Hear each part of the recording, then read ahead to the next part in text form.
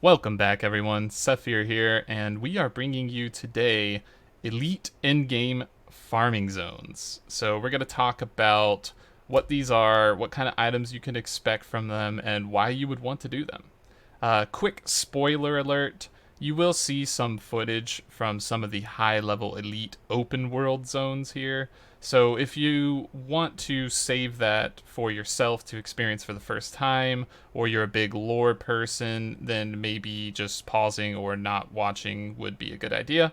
So just wanted to give that warning out there. We saved a few people yesterday with that too, so keep that in mind. But with that said, going forward, this guide, or, well, rather just rant, I would say, is going to just be talking about some of the in-game farming zones that we found that were really good. And it had a lot of these, like, 65 elites. They were dropping all kinds of fantastic materials and items. There's treasure chests completely around this area, so many of them. Supply crates, elite chests, regular chests, and it just makes for quite a wondrous farming zone, to be honest. As you can see here, some of these zones do have a bit of a surprise, and we found several mini bosses along the way. This one blew our mind in particular because we did not expect this big guy to just jump out of the gate like this, but he came in with a fury, that's for sure. He was a fantastic little encounter. He just kind of seemed to have his own mechanics and things like that. He did manage to kill a few of our people along the way and down some people, so it's always nice to see something a little challenging appear. So what you're going to be looking forward to for this spot is you're going to be looking forward to level 65 plus elites. You're also going to be seeing these named monsters like this Siren Brute on the screen. And what the name monsters do is essentially they're like mini bosses, but they have really big loot pools. So they're going to drop you several purples, several good high quality items. They're going to also drop you materials that are used for arena tuning orbs. And they seem to just have a better rate than all these other monsters. It is possible to get purples and materials for the tuning orbs from the regular elites within the area. However, they need to be next to an arena. So in this case, this is next to the Siren Queen's Lair arena. So all these monsters will be dropping like the little seashells and things like that that's required for the tuning orb.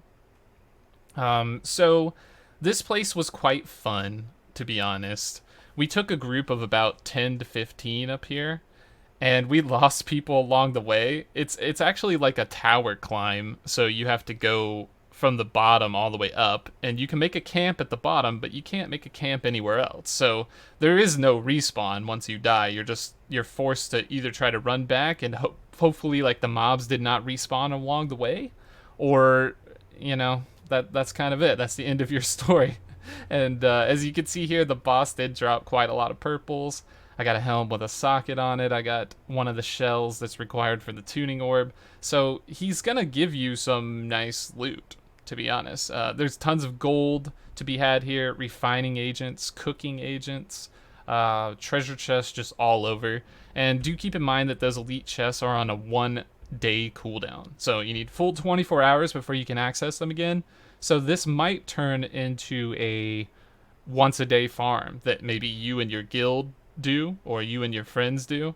But I also see a lot of competition happening for these zones. Since this is open world, that means that anyone can come here and kill these. So you're going to be competing with the entire server to get these spawns. So keep that in mind. You might want to level up early. You might want to come here often, and maybe even at some normal play hour times, so that you can get some of these drops. The monsters seem to spawn about 10-15 minutes for like the regular elites. We're not sure on the named spawns, but that is definitely something to keep in mind, as I foresee a lot of people coming to these areas in the end game and attempting to farm these things. So each place or like arena kind of has its own like gauntlet, I guess, to go through to get to the arena. Some of them don't, like the Spriggan arena seems to just not have any elites surrounding the area. I guess it's just playing off of the elites and malevolence or something like that. But this one definitely, it leads to Siren Queen's lair, and it's like quite the adventure just to even get here. So once again, I highly encourage you to check out these areas. There's tons of monetary and material gain to be had here, and especially even like in terms of gear and loot progression. Pro tip: bring your luck set. It's gonna definitely help out. So the other thing that I wanted to take a look at, and we'll jump into the next part of the video here, is just gonna be basically the other elite zones that you could do besides this one. So what we'll do for that is we'll go ahead and use the New World Dash Map resource again. It's run by New World fans, Studio Loot, and Redbird, so huge shout out to those guys for giving us kind of like permission to use some of their stuff and feature it here. So they've done wondrous work for the community, so show some love for sure. Without further ado, we'll go ahead and use that and jump into the next portion here. Okay, and as you can see, there are so many things on this map, but they are all important. I promise we'll do a zoom in, and we'll take a look at these things. So first we will go to the area that we just showed in the video. So this would be the Sirens Strand area right here. And you start over here where the mouse is, hopefully you can see that, and you kind of work your way up along this pathway. You keep climbing and climbing until you finally get into this big area right here, which leads up to the location of the Siren Queen at the very top of the lair. And as you can see, this is a 63 to 65 zone. There are level 66 mobs in this area, so do keep that in mind. Those are mostly the elites, but they're going to be quite high level. And as you can see, there is a treasure chest map that you can do. You can do filters over here and just kind of, see where everything is. So you can walk through, you can pick up all the treasure chests on your daily routes, farm some of the materials for the arena key, and just make quite a lot of gold doing so. So I would highly recommend you check out that area, as it seems to be the highest level zone in the game that I could find. So that's going to be a good spot for you to go to. Another great spot is going to be up here in Shattered Mountain, which we covered in another video. But I did want to show the full treasure chest kind of scheme. So as you can see, this place is just completely covered with boxes. Like, there are crates everywhere, there's supply cache everywhere, and there's elite chests everywhere. So really what you want to take a look out for is these stockpiles and elite chests. So we'll see where it says Elite T5. Most of these are guarded by a boss.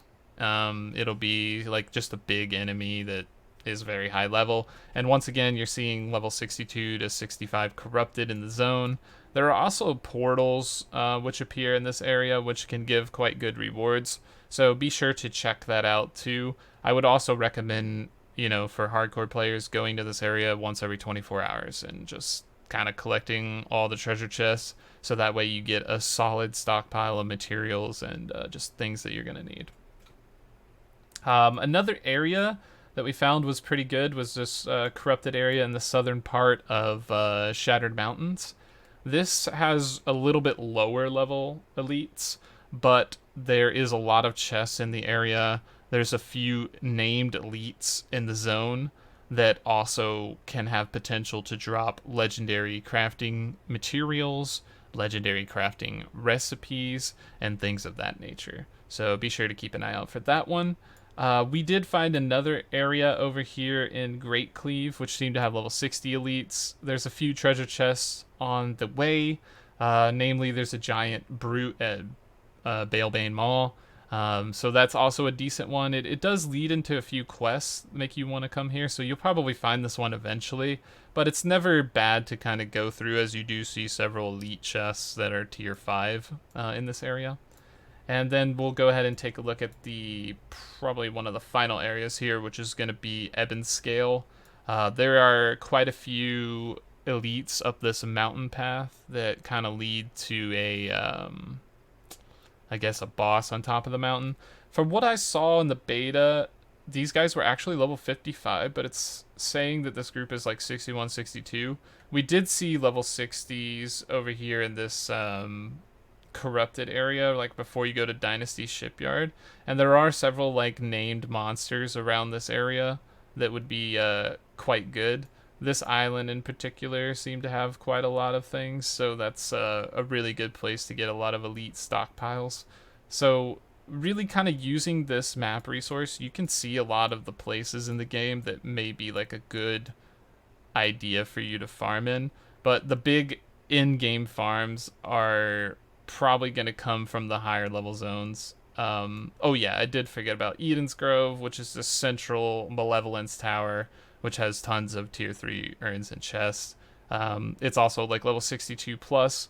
The best part about this is that if you are a fire mage, you will destroy this area because they're all super weak against fire. Apparently being a wood elemental is not the best thing in the world for them. So that's a nice little spot to check out as well. Okay, so make sure you check out Edensgrove. Try to get some of those elite chests once a day. Make sure you check out Shattered Mountains. Get the elite chests in there once a day. And make sure you check out Ebonscale over here. And also Mrykgard. Mrykgard is probably going to be your most important one. So if you do only have time for one, make sure it's this one, because you get so many chests here and the monsters are just so high level. Like the drops are amazing. There's so many of them. So it's like just quite a nice place to be. I hope this helps gives a little more detailed look at in-game farming and elite farming. And I hope that you learned a little something here, or at least got some ideas on where you want to go to generate some of that in-game income, so that you guys can start looking at getting some of your best in slot items. Thanks for your time once again, and we will catch you in the next video.